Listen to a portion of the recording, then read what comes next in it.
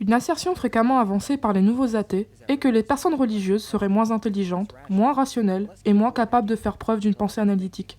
Certains avancent que cela implique que les personnes plus intelligentes ont tendance à rejeter les croyances religieuses, parce que ces derniers seraient plus rationnels que les croyants. Beaucoup d'universitaires athées ont également trouvé cet argument convaincant. Par exemple, le sociopsychologue Myron Zuckerman ainsi que plusieurs co-auteurs ont récemment compilé une liste de 83 études dans une méta-analyse et ont trouvé que les personnes religieuses sont en moyenne moins intelligentes que les personnes athées. D'après eux, je cite, nos résultats soutiennent l'idée que les personnes intelligentes sont moins religieuses parce qu'elles sont plus rationnelles.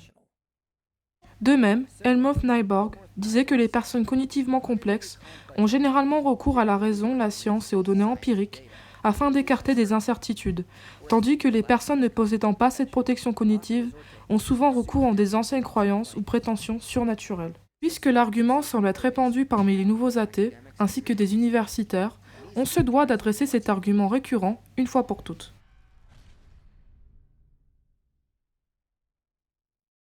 Commençons par l'une des affirmations selon laquelle les athées rejetteraient les croyances religieuses parce qu'ils seraient plus rationnels. Sans même se plonger dans les données, il est évident que cette affirmation n'est pas soutenue par l'étude en question et se rapproche beaucoup du sophisme cum hoc ergo propter hoc, plus couramment appelé effet cigogne. En effet, dire que les athées rejettent des croyances religieuses communément partagées parce qu'ils seraient plus rationnels implique une relation de causalité entre l'athéisme et la rationalité. Mais cette méta-analyse était seulement corrélationnelle de nature, ce qui impliquerait peu, voire pas du tout de preuve de causalité. Cette étude ne fournit même pas un soutien éventuel pour un lien de causalité entre rationalité et athéisme, parce que ce qui rend une croyance rationnelle ou irrationnelle dépend de la pertinence de la justification de la croyance de la personne, et non sur l'intelligence de cette dernière. Prenons le cas de John Nash, qui était le sujet du film A Beautiful Mind. Il était évidemment un mathématicien très intelligent, lauréat du prix Nobel, qui souffrait de schizophrénie paranoïde, et par conséquent a développé des croyances délirantes concernant le monde dans lequel il vivait. Ou considérons le fait que des études évaluées par des pairs ont trouvé que des niveaux d'intelligence plus élevés peuvent occasionner un biais cognitif appelé le biais de la tâche aveugle, et peuvent très bien former des croyances basées sur des biais implicites plutôt que par l'enquête rationnelle et non biaisée. Fondamentalement, les personnes ayant une intelligence supérieure ne diffèrent pas des personnes ayant une intelligence inférieure en ce qui concerne la probabilité de posséder 6 des 7 biais cognitifs possibles. Les chercheurs ont constaté, dans le cadre de plusieurs études, que les personnes ayant des capacités cognitives élevées ne présentent pas toutes des niveaux inférieurs de biais de confirmation ou d'autres biais cognitifs, même si, en moyenne, elles ne sont pas statistiquement différentes des personnes ayant un QI inférieur. Les personnes au QI élevé sont plus susceptibles de présenter un biais de confirmation, et donc de ne pas être conscientes de leur propre biais par rapport à la population générale. Je cite. Les participants plus sophistiqués sur le plan cognitif font plus souvent usage du biais de la tâche aveugle. Cette constatation, quelque peu surprenante, s'est étendue à 6 des 7 biais cognitifs. Le point essentiel étant qu'il existe de nombreux facteurs psychologiques qui contribuent à la formation des croyances. Ce n'est pas basé simplement sur l'intelligence. Donc les conclusions de cette étude ne se suivent pas, même s'il existait une corrélation entre athéisme et intelligence. Mais plongeons-nous davantage dans les données, parce que cette étude peut se décortiquer de plusieurs manières. L'étude a analysé 83 études sur la relation entre l'intelligence et la croyance religieuse. Ils écrivent encore. Nos résultats montrent que les corrélations dans un ensemble de données mises à jour entre intelligence et croyance religieuse varient d'une valeur R de -0,2 à -0,23, similaire à la variation de -0,2 à -0,25 obtenue par Zuckerman et d'autres. Premièrement, l'étude ne définit pas de manière adéquate la religiosité. Elle prétend trouver une corrélation négative entre la variable religiosité et un faible niveau d'intelligence. Mais quand nous examinons les études individuelles répertoriées dans la méta-analyse, il devient clair que l'intelligence est surtout corrélée négativement au fondamentalisme et non pas aux croyances religieuses conventionnelles.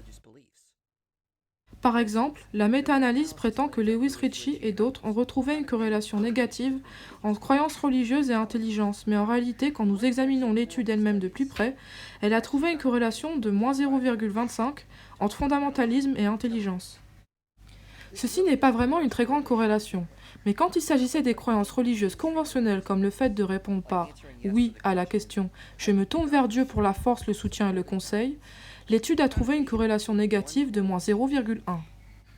Remettons les choses en perspective.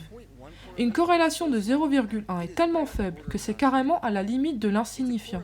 C'est une corrélation qu'on ne pourrait même pas apercevoir sur un nuage de points, et une corrélation de 0,1 voudrait dire que l'intelligence explique 1% de la variance dans la religiosité conventionnelle dans une population lambda, et que 99% de la variance est due à d'autres facteurs.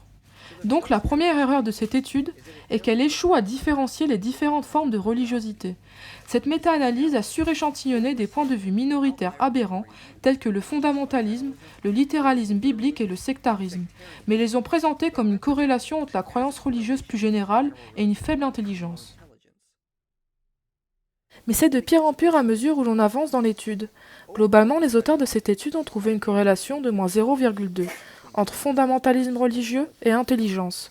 Qu'est-ce que ça signifie en termes de quotient intellectuel? Les athées ont-ils 2 points de QI de plus que la moyenne? 50 points de QI de plus? Quand moi et mes collaborateurs n'avons pas trouvé une bonne réponse à cette question, nous avons contacté Myron Zuckerman, l'auteur principal de cette étude. Nous n'avons pas pu trouver une bonne réponse à la question pour une simple et bonne raison. Parce que Zuckerman et ses co-auteurs ne pouvaient pas quantifier de manière précise les conséquences pratiques de leurs résultats. Ils ne pouvaient même pas donner une estimation ne serait-ce que grossière sur la différence réelle d'intelligence entre athées et croyants ou même fondamentalistes sur un test de QI standardisé. Il est impossible de réellement savoir parce qu'afin de comprendre ce que signifie véritablement une corrélation de moins 0,2, on doit supposer que les données sont normalement distribuées, c'est-à-dire la religiosité, quand elle est tracée sur une axe X et Y, devrait ressembler à une courbe en forme de cloche. Mais quand il s'agit de croyances religieuses, comme dans cette méta-analyse, ceci n'est pas le cas. Les études utilisées dans la méta-analyse s'appuient généralement sur des tailles d'échantillons qui ont corrélé à la population générale.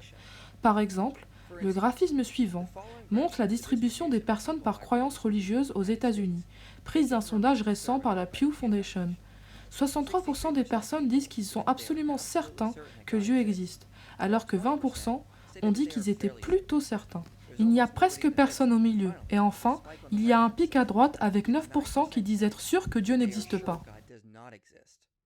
Ces données ne sont pas distribuées normalement parce que quand elles sont tracées sur un axe X et Y, elles ne possèdent pas de forme de cloche.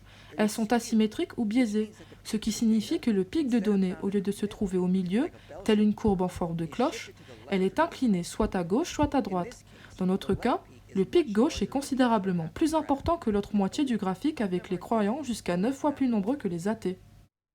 Les données utilisées par les chercheurs avaient elles aussi une distribution asymétrique, avec les athées représentant moins de 10% de l'échantillon. Par exemple, Nyborg a utilisé 10% d'athées, Lewis et Ritchie en utilisent 1%. Cela est important, parce que l'équation de corrélation sur laquelle se reposaient les auteurs surestime la vraie corrélation quand elle est calculée en prenant en compte les données asymétriques. Maintenant, pour démontrer à quel point les résultats sont dépourvus de sens, nous sommes allés sur un site nommé Social Science Statistics, ce qui nous a permis de calculer les corrélations de plusieurs données, appelées la valeur R. Ici, nous avons entré quelques données hypothétiques dans 2 tableaux dans le but de schématiser comment la valeur R donne des résultats totalement trompeurs quand il s'agit de données asymétriques. À gauche, nous avons entré des scores de religiosité de 11 personnes sur une échelle allant de 1 à 5. 5 signifiant que la personne est absolument certaine de l'existence de Dieu, alors que 4 signifie plutôt certain, et 1 signifiant absolument certain que Dieu n'existe pas. À droite, nous avons entré plusieurs scores de QI hypothétiques pour ces 11 personnes. Je veux que vous remarquiez que les scores de QI sont tous à peu près identiques. Quand nous cliquons pour calculer la valeur R, nous obtenons une corrélation de moins 0,38 entre conviction religieuse et QI, ce qui est bien plus important comme corrélation que la corrélation 0,2 retrouvée dans la méta-analyse. Je sais que cela a l'air d'être une corrélation impressionnante, mais le seul problème est que le QI moyen pour les personnes qui sont absolument certaines que Dieu existe est de 100. Pour ceux qui sont plutôt certains, leur QI est de 102,3. Et la moyenne pour les athées est de 101.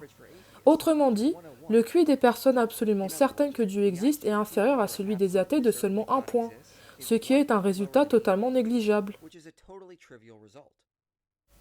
Notez bien que la corrélation négative entre intelligence et religiosité venait des données asymétriques, malgré le fait que tous ces résultats de QI étaient à peu près les mêmes. Il y avait plus de sujets religieux que non religieux, donnant ainsi l'impression dans la valeur R que le QI des athées était plus élevé, quand en réalité ce n'était pas le cas. Mais il y a pire encore, parce qu'en fait, je peux booster le QI des personnes qui sont absolument certaines que Dieu existe, à une valeur plus élevée que celui des athées, et toujours obtenir une corrélation négative en apparence significative entre le QI et la religiosité. J'ai entré les valeurs suivantes dans la calculatrice de valeur R et j'ai obtenu une corrélation négative de 0,15 entre conviction religieuse et QI, mais dans le cas présent, le groupe qui était absolument certain de l'existence de Dieu avait un QI moyen de 102,2. Le groupe qui était plutôt certain que Dieu existe, d'une moyenne de 106, et les athées avaient le QI le plus bas du groupe s'élevant à 102. Comme vous pouvez le voir, une fois comparée à quelques valeurs hypothétiques, la valeur R que les auteurs ont calculée dans leur méta-analyse est totalement inutile quand appliquée à des données asymétriques ou distribuées anormalement, parce que la corrélation négative qu'ils ont trouvée se traduirait par des différences insignifiantes en matière de QI. C'est en gros pourquoi tous les manuels de statistiques recommandent de calculer une mesure de corrélation totalement différente, à savoir celle appelée corrélation de Spearman, au lieu de la valeur R, pour les données qui sont asymétriques ou qui ont des valeurs aberrantes. La deuxième erreur qu'ont commis les auteurs était celle de calculer une mesure de corrélation totalement incorrecte. Donc les conséquences et conclusions pratiques qui peuvent être tirées de ces études sont nulles. En toute honnêteté, je pourrais juste m'arrêter là. Mais je pense que cette méta-analyse est un bon cas d'étude de ce qui pourrait mal tourner quand les auteurs finissent involontairement par entrer de force leur biais implicite dans les données. Nous avons déjà vu que la définition des auteurs de la religiosité était extrêmement lacunaire, mais la manière dont ils ont mesuré l'intelligence était tout aussi déficiente. La mesure de référence en matière d'intelligence est le Wechsler Adult Intelligence Scale, ou échelle d'intelligence pour adultes selon Wechsler, et l'échelle d'intelligence Stanford-Binet. L'écrasante majorité des études incluses dans cette étude de méta-analyse ne corrèlent pas la religiosité à ces mesures de référence en termes d'intelligence. Ils ont corrélé la religiosité à des tests qui eux-mêmes corrèlent seulement modérément aux mesures de référence en termes d'intelligence. Par exemple, 8 des 83 études comparaient les résultats sur les textes de Wordsom entre croyants et athées, et ont trouvé une corrélation négative entre les scores d'intelligence et de religiosité. Les scores sur les tests de Wordsom corrèlent au score de mesure de référence de l'intelligence comme le WES, avec une valeur R allant de 0,40 à 0,70. Ne poserait pas de problème normalement à l'exception d'une chose. Les auteurs ont exclu beaucoup d'études de leur méta-analyse finale, et ils ont appelé cela du nettoyage de données.